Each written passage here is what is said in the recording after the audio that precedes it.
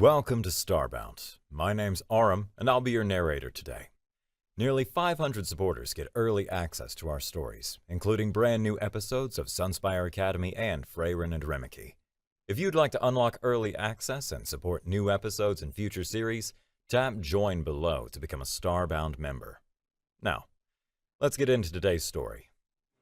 Professor Astraro closed his eyes at the front of the classroom, his neural interface linking with the 3D solid light projector mounted on the low ceiling. It powered up in anticipation of his first lesson on Death Worlds, beginning, of course, with the top-ranked planet, Earth, and its abundance of lethal zones. The classroom stretched before him in two perfect semicircles, like twin pizza slices with their points meeting at the center where he stood. Row upon row of students filled the ascending tiers, their various forms creating a collection of galactic species. Thick exoskeletons shining bright under the white luminescence, fur-covered beings adjusting their fluffy ears, and gelatinous students maintaining their bipedal shapes through conscious effort. The platform beneath Astraro's feet was a small circle of beige stone, its surface rough and pitted from centuries of use. Deep grooves marked where countless professors had stood before him, each wearing their own patterns into the ancient material. Astraro himself cut an impressive figure, even among the diverse assembly. As a Quar, his exterior was neither scale nor skin, but something far more extraordinary. A shell composed of countless tiny crystals fused together by his species' natural secretions. The crystals reflected light in mesmerizing ways, creating a constantly shifting pattern of colors across his body. Blues melted into greens, which sparkled into golds and purples with each subtle movement. Despite this crystalline armor that made him appear as if carved from living gemstone, beneath lay the same flesh and bone common to most bipedal species. His face, emerging from the glittering carapace, was surprisingly conventional.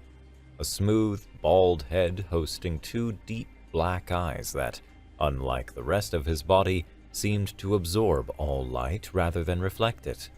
A small mouth sat below a single olfactory opening, while two elongated ears swept back from the sides of his skull like organic antennae, constantly shifting position to catch the slightest sound from his students. The solid light projector activated at once, and suddenly the space above the professor's head bloomed with color. A perfect sphere materialized, rotating slowly on its axis. Earth, rendered in breathtaking high definition. Azure oceans wrapped around continental masses of brown and green, while wisps of white cloud formations drifted across the surface. The image was so precise that students could make out the lights of major cities dotting the night side of the planet, tiny pinpricks of civilization clinging to a world that seemed determined to kill anything that dared to live upon it. Astraro's black eyes surveyed the classroom, not focusing on any individual student, but taking in the collective attention of his pupils. His voice, when it came, was gentle, yet serious. Today marks the beginning of our comprehensive study on Death Worlds and their deadliest zones. We shall commence with the most lethal planet currently known to the Galactic Federation, Earth, and its 7 deadly continents. The sphere above his head shifted, zooming in on an isolated continent in the southern hemisphere, an island so large it stood alone in the vast blue ocean. We begin with Australia. The continent filled the display space, its rust-red center surrounded by a thin strip of habitable green along the coasts. Astraro began dissecting the continent. Australia is divided into multiple deadly subregions. The interior, the outback, experiences temperature variations that would kill most galactic citizens within a single rotational cycle. Surface temperatures can exceed 50 degrees Celsius during the day, then plummet below freezing at night. The soil itself becomes a cooking surface, while the night brings hypothermic conditions. The projection began cycling through Australia's fauna, each image more horrifying than the last. The biodiversity of lethal organisms defies comprehension. The inland taipan, a serpent whose single bite contains enough neurotoxin to kill 100 adult humans. The Sydney funnel web spider, whose fangs can penetrate fingernails and whose venom causes systemic organ failure. But these pale beside the smaller threats. The image zoomed in to show microscopic detail. The mosquitoes alone carry diseases that have claimed more human lives than their planet's wars. Dengue fever, Ross River virus, Murray Valley encephalitis. The list continues. Parasites that enter through the skin and consume their hosts from within. Jellyfish so venomous that their sting causes cardiac arrest in minutes. The blue-ringed octopus, small enough to hide in a shell, carrying enough venom to paralyze 26 adults. Astraro's voice took on an almost reverent tone. This is the continent that humanity reached last in their conquest of their world. Only a species that had evolved in equally threatening environments, specifically the African continent, which we shall study next, could hope to establish a foothold here. The Galactic Federation has been debating prohibition of civilian travel to Earth based on Australia alone. That can't be true. The interruption came from the fourth row. A female Zihar, her red fur decorated with distinctive black spots, leaned forward in her seat, her short snout wrinkled in disbelief. I'm Kraza from Zihar Prime. We're classified as Death Worlders ourselves, Professor. Our planet has acid rain and carnivorous plants, but what you're describing, I don't think anything with 2 functional brain cells would choose to live in the Earth zone called Australia. Murmurs of agreement rippled through the classroom. A gelatinous being 2 rows back pulsed in concordance, while a heavily armored insectoid clicked its mandibles in what Astraro recognized as skeptical agreement. Several other students voiced similar doubts. How could anyone willingly live in such a horrible place? Astraro's ears positioned themselves to respond, his mouth opening to address these concerns, when a sound cut through the classroom's ambient noise. It started low, a rumbling from the seat directly beside Kraza, then built into something unmistakable. Laughter. Not the chittering of a Thraxian or the harmonics of a Melodian, but something deeper, richer, and distinctively unnerving. The laughter continued, growing louder, drawing every eye in the classroom to its source. The being in the seat was bipedal, roughly Kraza's height, with what appeared to be sparse fur covering only the top of its head. Its skin was a bronze tone that suggested, perhaps, significant solar exposure, and when it finally stopped laughing, it revealed a dental configuration that several students recognized with a chill as omnivorous, designed for both tearing and grinding. Oh, sorry, mate, the being said, facing Kraza directly. Couldn't help myself. Name's David, and just so happens, I live right there. Kraza's ears perked up suddenly, standing straight like twin antennae detecting danger. Her eyes widened to impossible proportions, the black spots on her red fur seeming to tense. Professor Astraro, meanwhile, stood frozen at the center of the classroom, his crystalline surface flickering through a rapid spectrum of colors, a clear sign of a quar experiencing cognitive dissonance. A human in his classroom. How had he not been informed? But before he could process this impossibility, Kraza shot up from her seat with such force that her chair scraped against the ancient stone floor. A clawed finger, trembling visibly, pointed directly at David. We don't know each other, she declared, her voice climbing several octaves. We're from completely different species. We are not mates, and there is absolutely no mating happening between us. Her fur stood on end, making her appear twice her normal size. I don't even know what human mating rituals involve, but whatever they are, we're not doing them! The classroom fell into stunned silence. The gelatinous being behind Kraza lost cohesion for a moment, briefly resembling a confused puddle before reforming. Even the usually stoic insectoids clicked their mandibles in what could only be described as bewilderment. Professor Estraro's ears swiveled in opposite directions, a sure sign of complete befuddlement. His mouth opened and closed several times before he managed, "Miss Kraza, I don't believe anyone suggested—" "Oh, bloody hell," David interrupted, running a hand through his sparse head fur. His face had taken on a reddish hue that several students noted with alarm, wondering if this was some sort of threat display. Right, cultural misunderstanding here. See, in Australia, mate just means friend, buddy, pal, someone you'd share a beer with, yeah?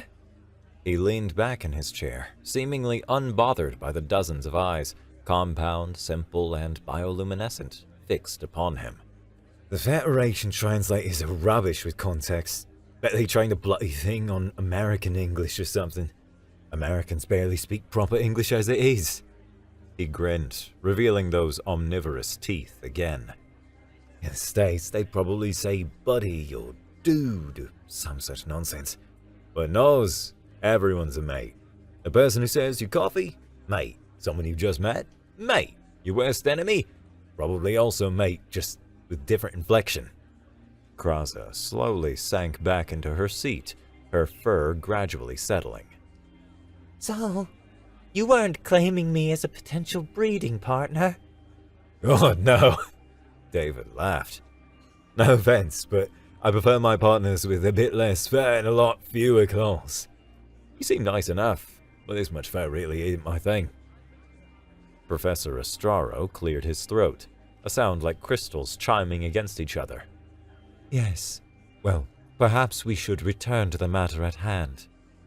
His neural implants flickered as he accessed the university's databases, and the solid light projection above shifted from Australia's deadly landscapes to a scrolling list of enrolled students.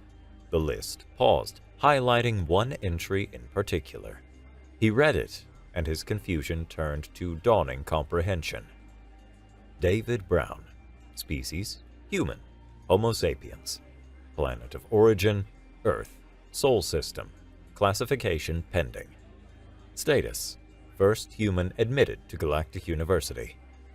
The note was there, buried in administrative subtext.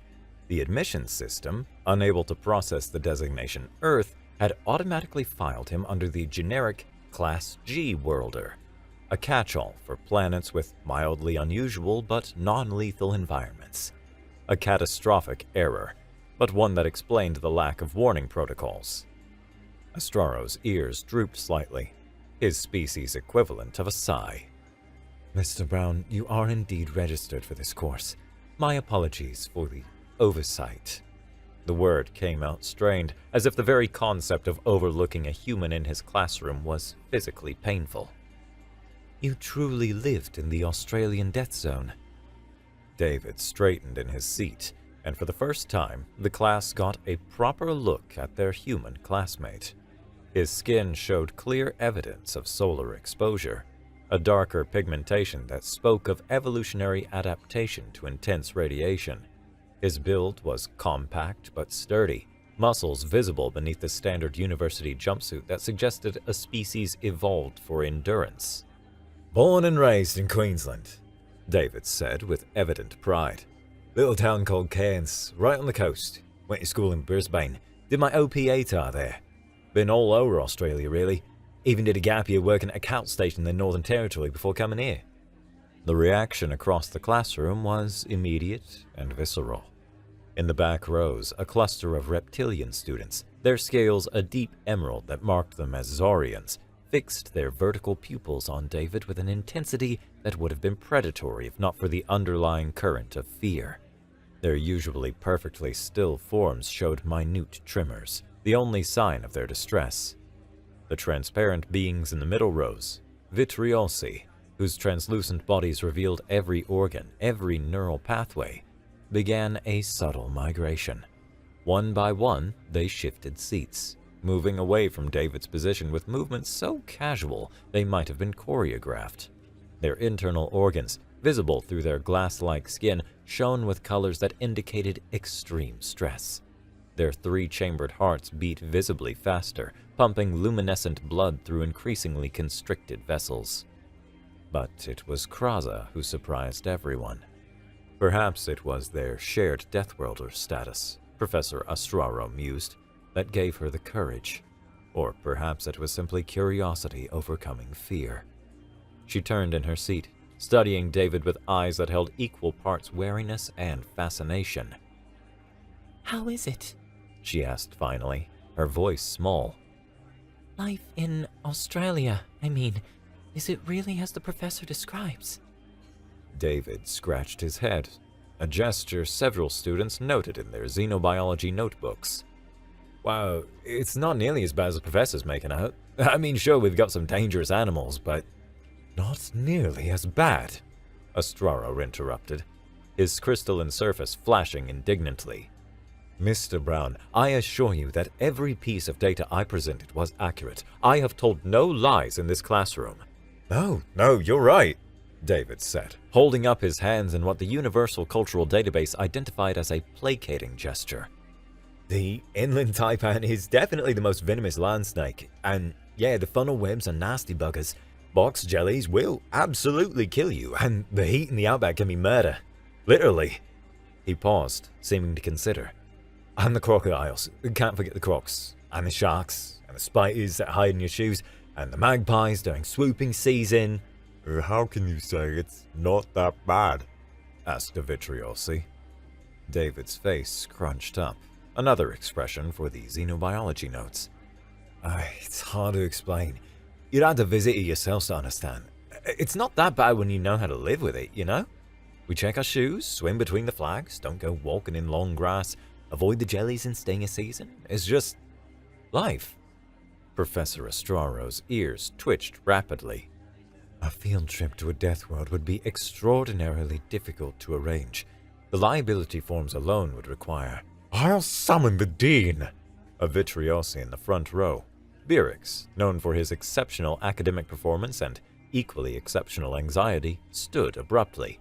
His transparent form showed his digestive system had completely shut down in fear. I'll pursue my rights under University Code Section 34.7. No student can be compelled to visit a death world, even for academic purposes. My progenitors would dissolve themselves if they knew I was even considering. Agreed, called out a chorus of voices. The saurians in the back hissed their assent, while the insectoids shook their strange heads together. Professor Astraro turned to David, his colors shifting to what his students recognized as smug satisfaction. You see, they wouldn't even want to visit your world. David laughed again, the sound seeming to bounce off the ancient stone walls. No worries, we don't need to go there physically. He leaned forward, enthusiasm lighting up his features. Earth's got its entire surface virtualized. Same protocols the Federation uses for standard virtue spaces. Full environmental simulation. We could do a full immersion tour of Australia without anyone leaving their seats. The professor's colors shifted through several spectrums as he processed this. The Federation's virtual environment technology is highly restricted. Risk assessments for sharing such technology with Deathworlders are extensive. The bureaucratic process alone takes decades. How could humans possibly?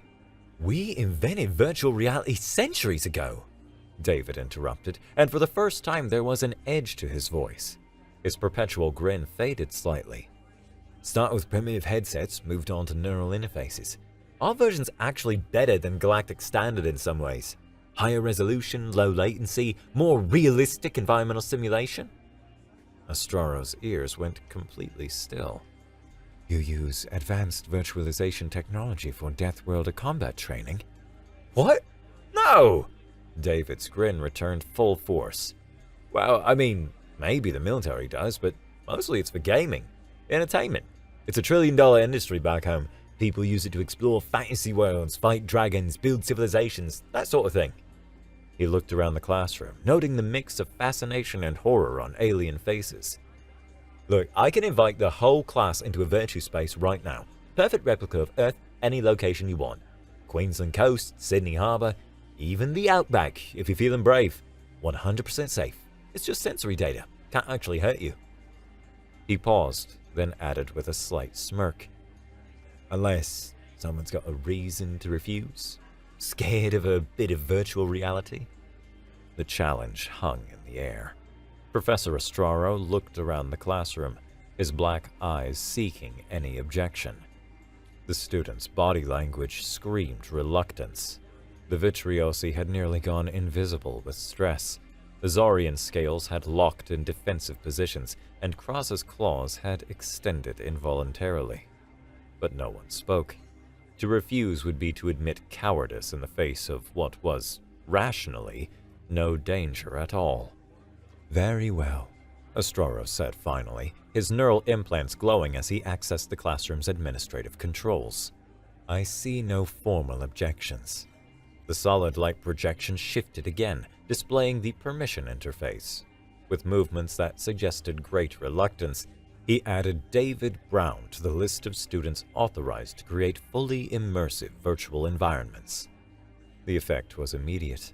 David's grin widened to proportions that several students found distinctly unsettling, revealing more of those omnivorous teeth.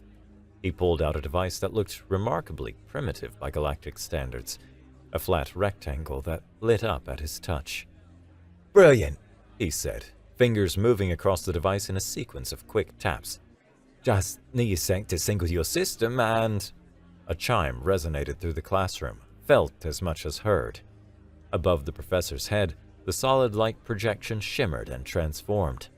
Where once had been academic data now hung an invitation, rendered in cheerful colors that seemed almost obscene given the context. Welcome to Virtual Australia. David Brown invites you to experience Cairns, Queensland. Accept? The invitation glowed gently, waiting. Around the classroom, students exchanged glances, compound eyes meeting simple ones, bioluminescent organs flashing nervous patterns. They had asked for proof that Earth wasn't as terrible as described. Now they were about to receive it, whether they truly wanted it or not. Professor Estraro's shiny form had settled into a deep blue. Resignation mixed with a degree of curiosity. His ears, for once, were perfectly still. Well then, he said quietly, shall we visit this death world? When he accepted the invitation, the transition was seamless. One moment standing on ancient stone, the next feeling sand beneath his feet. But it was the assault on his senses that made his crystalline form flicker through a rapid spectrum of colors. The sun, Earth's single massive star, blazed overhead with an intensity that made his photosensitive crystals ache. The heat wrapped around him like an invasive living thing, pressing against his shell with oppressive weight. And the gravity. Oh, the gravity. It pressed down on him like an invisible hand, making each movement require conscious effort. His legs, evolved for a world with 60% of Earth's gravitational pull, trembled as they adjusted to the increased load. The beach stretched before him, golden sand meeting impossibly blue water that extended to a horizon that seemed wrong somehow. Too close or too far, his brain struggling to process the alien perspective. Beside him, David materialized with a casual presence that spoke of belonging. The human's feet found purchase in the sand as if greeting an old friend, and his face turned up to the brutal sun with what could only be described as pleasure. Welcome to Cairns, Professor. You picked a great spot to be, right on the edge of the Great Barrier Reef. One by one, the rest of the class began to appear. Krasa was first, her red fur immediately fluffing out in response to the humidity. She stumbled slightly as the gravity hit her, claws extending instinctively to find balance in the shifting sand. The Zorians appeared next, their emerald scales immediately darkening as they absorbed the intense solar radiation. They huddled together, vertical pupils contracting to mere slits against the brightness. The insectoids materialized in a single cluster, their exoskeletons clicking in distress as they felt the weight of Earth's gravity threatening to crack their shells. Last came the Vitriosi, and their appearance drew gasps even from their classmates. The transparent beings, evolved on a world of a red star, seemed to glow in the Earth's sunlight. Their internal organs were illuminated like living stained glass. Byrix, who had materialized last, immediately cowered, seemingly afraid of his own shadow. A dark outline on the sand, perhaps a kind of biome he had never visited before. This is hell, gasped Azorian, struggling to lift one leg from the sand. The gravity alone. Temperature reading 35 degrees Celsius, announced an insectoid, its voice strained through the translator. Humidity 87%. Hell indeed. It's just a simulation, Professor Astraro reminded them, though his own voice carried a slight tremor. His reflective form was already showing stress fractures. Psychosemantic, he knew, but distressing nonetheless. Your neural pathways are creating sensory data. You're still safely in the classroom. Kraza had dropped to all fours, finding it easier to distribute her weight. Knowing it's fake doesn't make it feel less real, she panted, her tongue lolling out in an attempt to cool herself. David looked around at his struggling classmates with growing concern. Right, okay, maybe I should have eased you into it. Look, let me show you how we live with this place. It's really not that bad once you understand it. His face brightened with sudden inspiration. Oh, I know. Let's go see some salties. Salties? Byrix whispered, his transparent form trembling. Saltwater crocodiles. Proper dinosaurs they are. Survived the extinction event that killed the rest. Been around for millions of years. David's enthusiasm seemed genuine, which made it all the more terrifying. The simulation should have some by the river mouth. Come on, I'll show you they're not as dangerous as you think. The collective reluctance was more than obvious. Several students took involuntary steps backward, which, in Earth's gravity, resulted in stumbling falls into the sand. Professor Astraro forced himself upright, his sense of responsibility overriding his instincts. This is a learning opportunity, he said, though the words came out strained. Mr. Brown is offering to demonstrate human adaptation to their environment. We should observe. With visible reluctance, the class began to follow David along the beach. Each step was a struggle. The Zarians had adopted a low, sliding gait to manage the gravity. The insectoids moved in quick, jerky bursts, pausing frequently to rest.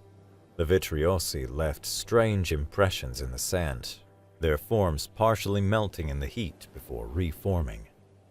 The sand itself was an enemy.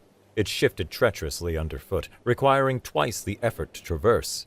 Several students discovered that Earth's sand, heated by the sun, could reach temperatures that caused actual pain through their simulated footwear. Byrix left a trail of stress-induced bioluminescence, his fear liquids literally lighting their path. There! David pointed ahead to where a river met the sea, murky brown water mixing with blue. Should be some sunbaking near the mouth. Big ones too, if the simulation's accurate. At first, none of them could see what he was indicating. The bank seemed empty, just logs and rocks scattered along the waterline. Then one of the logs shifted slightly, and several students emitted sounds their translators couldn't parse. Pure, primal fear. The saltwater crocodile was massive, easily 6 meters long, its armor-plated hide perfectly mimicking the muddy bank. Only when it opened one eye, ancient, cold, calculating, did its true nature become apparent. Beauty! David exclaimed. Now watch this. Classic Aussie education right here. Before anyone could stop him, before anyone could even process what was happening, David sprinted toward the massive reptile. Earth gravity seemed to mean nothing to him as he accelerated across the sand with terrifying speed. Kraza yelped, but it was too late. David reached the crocodile, slapped it on the head with an open palm, yelled, "Dag, you're it!" and immediately reversed direction, sprinting back toward the group with explosive speed. The crocodile's reaction was instantaneous. The log became a living missile, launching itself forward with a speed that defied its massive size. Jaws capable of generating the highest bite force of any living animal snapped at the air where David had been a fraction of a second before. It pursued him for just a few meters before stopping, apparently deciding the strange biped wasn't worth the effort. David jogged back to the group, grinning and barely winded. "See? Not that dangerous if you're quick. They're ambush predators, not pursuit predators. Just gotta be faster than their initial lunge." The silence that greeted him was profound. Several students had fallen to their knees in the sand, unable to process what they'd witnessed. Others stood frozen, their various physiologies displaying every possible sign of shock. You struck a predator that could crush you in half," whispered Azorian. "Under this gravity, we'd have been eaten," Birix managed, his transparent form flickering between visible spectrums. "None of us could move that fast here. None of us." "Well, yeah," David said, his grin faltering. "But that's why we teach kids young. Steve Irwin used to do this stuff on TV all the time. It's about understanding animal behavior, not..." A third of the class simply vanished. No goodbye, no explanation. They just accessed their neural interfaces and fled the simulation. The beach suddenly seemed much emptier. Professor Astraro watched them go, his colors cycling through resignation. "We cannot force them to stay, Mr. Brown. The psychological stress alone." David's shoulders slumped slightly, but he rallied. "Okay, maybe the croc was too much. How about something smaller? Oh, I know!" He activated his control interface, and the beach shimmered around them. They were suddenly standing in coastal bushland, eucalyptus trees providing blessed shade. Coastal taipan territory. Beautiful snakes, really. Very misunderstood. The remaining Zorians went absolutely still. Their scales, which had been dark for heat absorption, suddenly blazed bright white. A fear response so deep it bypassed conscious thought. Their vertical pupils dilated fully despite the bright sun, and a low hiss emanated from the group. We must go, one managed, backing away from nothing in particular. Genetic memory cannot. As a group, the reptilian students activated their interfaces and disappeared. The simulation flickered as it adjusted to fewer participants. David looked genuinely distressed now. "But I haven't even shown them one yet. They're really quite shy, actually. You hardly ever see them unless..." "Mr. Brown," Professor Astraro interrupted gently. "For a species that evolved from reptilian stock, the fear of superior serpentine predators runs deeper than rational thought." Only a handful remained now. The professor, Kraza, and, surprisingly, several of the insectoids who seemed grimly determined to continue. David's expression had shifted from enthusiasm to something approaching desperation. Okay, something really small then, not scary at all." He interacted with the control interface again. The scene shifted to what appeared to be a wooden structure, a shed or outdoor building. "Right, redback spiders. Common as anything, but totally harmless if you just leave them alone." He led the remaining group to a dark corner where wooden beams met. "See, they like dark, undisturbed places. Build these messy webs. There!" He pointed to a small black spider with a distinctive red marking on its abdomen. "Redback spider. Venomous? Yeah. Dangerous. Only if you stick your hand in their web. We teach kids to check before reaching into dark spaces. Simple as that. Just leave them alone and the only things they'll harm are tiny insects." The insectoids leaned in closer, their compound eyes focusing on the tiny arachnid. For a moment, it seemed like David had finally found something that wouldn't send his classmates fleeing. Then, one of the insectoids spoke, its voice flat through the translator. "That is an arachnid." "Well, yes," David said hopefully. A venomous arachnid. True, but No. the word was final, absolute. The insectoids looked at each other, some form of communication passing between them that bypassed the translators entirely. We appreciate the educational experience, but no. Simply no. They vanished as one, leaving only Professor Estraro, Kraza, and David standing in the simulated Australian bush. The silence stretched between them, interrupted only by the simulation's nature sounds. Bird calls that Estraro now recognized as potential warning signals, insect buzzes that could herald deadly stings, even the rustle of leaves that might hide any number of lethal creatures. Finally, Professor Estraro spoke. I believe I understand what you meant, Mr. Brown, about Earth not being that dangerous. His crystalline form had taken on a thoughtful purple hue. You don't see the danger because you've evolved alongside it. These threats are simply part of your existence. David nodded, looking defeated. It's just home, you know? Indeed, but consider this. Estraro gestured to where their classmates had been. The Vitriosi evolved on a world where the greatest predator was a slow-moving filter feeder. The Zorians, despite being from a death world themselves, never faced venomous threats. The insectoids come from a hive world where they were the apex species.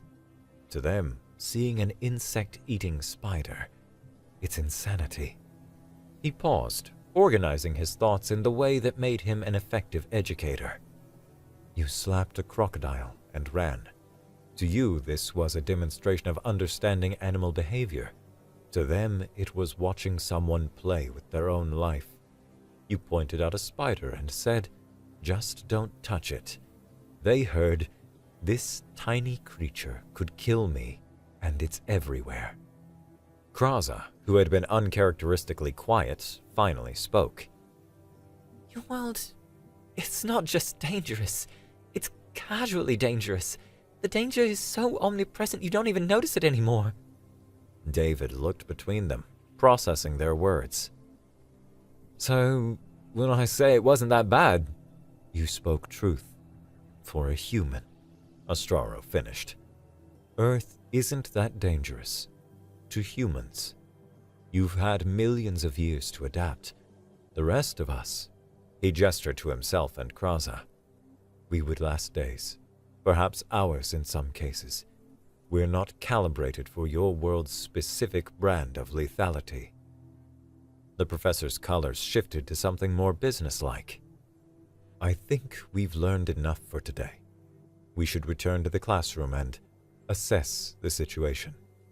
Mr. Brown, Miss Kaza, I may need your assistance in preventing a mass withdrawal from the course, and perhaps crafting a very different lesson plan going forward. They accessed their interfaces together, the deadly beauty of Australia fading around them. The last thing Estraro saw was that red-backed spider, sitting motionless in its web, a tiny killer, perfectly adapted to its environment. The classroom materialized around them, empty. Every seat, save their own, was vacant. The ancient stone bearing witness to what might have been the shortest field trip in Galactic University history. Professor Estraro's colors cycled through several shades of resignation before settling on a deep, contemplative blue. Perhaps, he said quietly, his voice echoing in the empty space. There's a reason we call them death worlds. David and Kraza exchanged glances, the humans still looking somewhat bewildered, the Zihar showing what might have been respect, or perhaps fear. It was hard to tell with all that fur. The lesson was over, and Estraro made a mental note. Next time, start with something less traumatic. Earth was perhaps too much for an opening class.